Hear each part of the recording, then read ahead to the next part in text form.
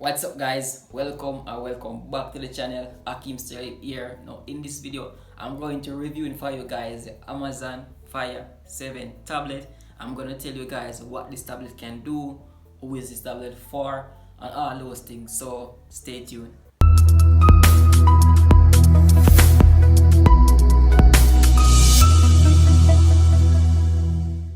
Alright now guys, at the time of recording this video, this tablet is little under $50 on Amazon, so it's very affordable tablet that you guys can get for your money, right, in this price range. Now next thing to ask is what this tablet for and who is tablet for. Now you can buy this tablet for probably your kids and you want to use this to probably give them to read some books or listen some music while on your journey, or probably you want to give them at home to play with, you understand? So if you're thinking about buying this tablet for gaming, it's not a great choice because we have limited RAM, which is 1 gig of RAM in this machine, so it's not a great choice in terms of gaming. But if you want to like listen to music, browsing the web, surfing the internet and those things, then this is a great choice for you.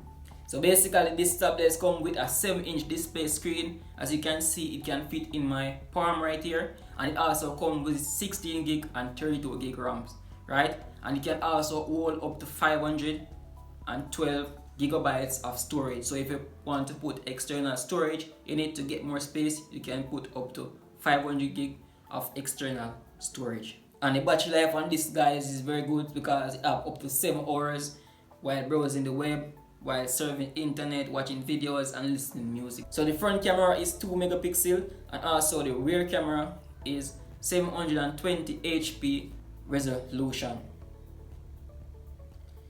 It's probably can take some decent photos but not really of any high qualities because it's 2 megapixel, and also you can do some videoing. Now one of the biggest disadvantage you might have with this type of tablet is that it doesn't support Google Play Store.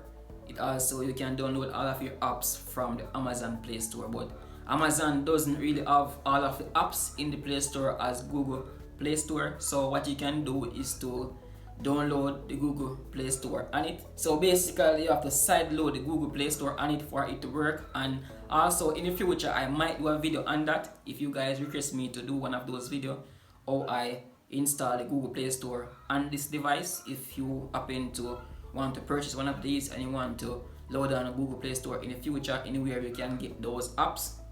And one more disadvantage is that the constant pop-up of ads that you can see on this tablet right here, you will also see ads pop up from Amazon, right, to purchase products and those things. So that also can be a disadvantage of this.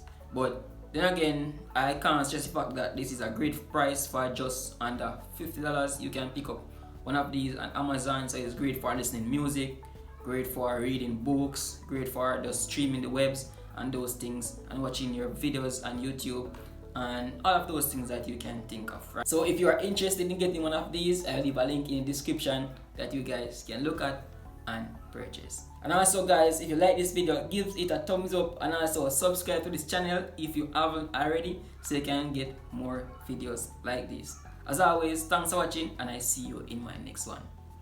Peace out.